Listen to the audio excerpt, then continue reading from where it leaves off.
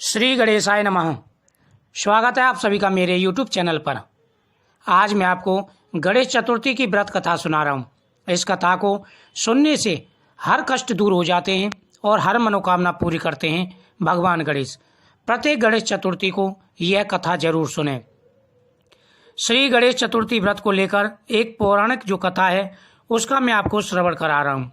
एक बार भगवान शंकर और माता पार्वती नर्मदा नदी के निकट बैठे थे।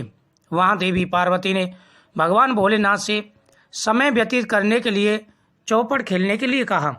भगवान शंकर चौपड़ खेलने के लिए तैयार हो गए, परंतु चौपड़ में इस बात का निर्णय कौन करेगा कि कौन जीता है कौन हारा है, इस प्रश्न उठा।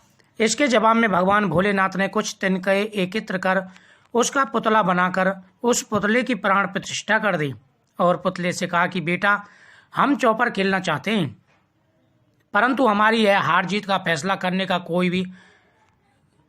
के लिए कोई नहीं है, इसलिए हमारे हार जीत का फैसला तुम्हें करना पड़ेगा। यह कहने के बाद चौसर का खेल शुरू हुआ। खेल 3 बार खेला गया और संयोग से तीनों बार पार्वती जी जीत गई। खेल के समाप्त होने पर बालक ने हार जीत का फैसला करने के लिए कहा गया तो बालक ने महादेव जी को विजयी बताया। यह सुनकर माता पार्वती क्रोधित हो गईं। उन्होंने क्रोध में आकर बालक को लंगड़ा होने का श्राप दे दिया। बालक ने माता से माफी मांगी और कहा कि मुझे अज्ञानता बस ऐसा हुआ है, मैंने किसी देश से ऐसा नहीं। बालक की क्षमा मांगने पर माता ने कहा कि यहाँ गणेश पूजन के लिए नाग कन्याएं आएंगी, उनके कहे अनुसार तुम गणेश जी का पूजन करो, ऐसा करने से तुम मुझे प्राप्त हो गए। यह कहकर माता पार्वती भगवान शिव के साथ कैलाश पर्वत पर चली गईं।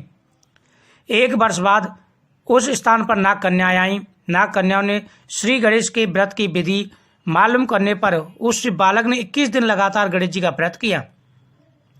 उनकी श्रद्धा देखकर गणेश जी प्रसन्न हो गए और श्री गणेश जी ने बालक को मनवांछित फल मांगने के लिए कहा। बालक ने कहा कि विनायक जी, मुझे इतनी शक्ति दीजिए कि मैं अपने पैरों से चलकर अपने माता पिता के साथ कैलाश पर्वत पर रह सकूं। बालक को यह वरदान दे श्री गणेश अंतर ध्यान हो गए। बालक इसके बाद कैलाश पर्वत पर पहुंचा और अपने कैलाश पर्वत पर पहुंचने की कथा उसने भगवान महादेव को सुनाई। उस दिन से पार्वती जी शिव जी से विमुख हो गईं। देवी के रुष्ट होने पर भगवान शंकर ने भी बालक के बताए अनुसार श्री गणेश जी का व्रत 21 दिनों तक किया। इसके प्रभाव से माता के मन में भगवान भोलेनाथ के लिए नाराजगी जो थी वह समाप्त हो गई। यह विधि भगवान शंकर ने माता पार्वती को बताई। यह सुन माता पार्वती के मन में भी अपने पुत्र कार्तिकेय से मिलने की इच्छा जागृत हुई। माता ने भी 21 दिन श्री गणेश जी का व्रत और दुर्वा पुष्प लड्डुओं से श्री गणेश जी का पूजन किया। व्रत के 21वें दिन कार्तिकेय स्वयं पार्वती जी से मिलने आ गए। उस दिन से श्री गणेश चतुर्थी का व्रत सभी मनोकामनाओं को पूरा करने के लिए प्रसिद्ध हुआ। श्री गणेश चतुर्थी हर महीने आती है। हर महीने श्री गणेश चतुर्थी का व्रत किया जाता है। श्री गणेश चतुर्थी भाद्रपद, मार्गशीर्ष, श्रावण, कार्तिक हर महीने में आती है। श्री गणेश जी का जन्म भाद्रपद शुक्ल पक्ष की चतुर्थी के दिन हुआ था, इसलिए इनके जन्म दिवस को व्रत भी श्री गणेश जी का जन्म उत्सव मनाया जाता है। जिस वर्ष में यह व्रत रविवार और मंगलवार के दिन का होता है, उस वर्ष में इसका महत्व और बढ़ जाता है, महाचतुर्दशी हो जाती है। भगवान गणेश जी का यह व्रत करने से हर मनोकामना पूरी हो जाती है। जो लोग श्रद्धा भाव से गणेश चतुर्थी का व्रत करते हैं, जीवन की हर परेशानियों का निवारण हो जाता है। जो लोग श्रद्धा भाव से भगवान गणेश जी की पूजा करते हैं, उनके हर संकट दूर हो जाते हैं। गणेश चतुर्थी का यह व्रत बहुत ही शुभ है। गणेश चतुर्थी का जो बड़ा व्रत आता है वह राधाष्टमी से लेकर के अनंत चतुर्दशी तक किया जाता है। ढोल नगाड़ों के साथ गणपति बप्पा का स्वागत करते हैं। उमंग से भरे इस त्योहार की खास रौनक महाराष्ट्र में देखने को मिलती है, लेकिन अब सभी जगह यह व्रत धूमधाम से मनाया जाता है। भगवान गणेश जी का यह व्रत बहुत ही पवित्र और सभी मनोकामनाओं को पूरा करने वाला है।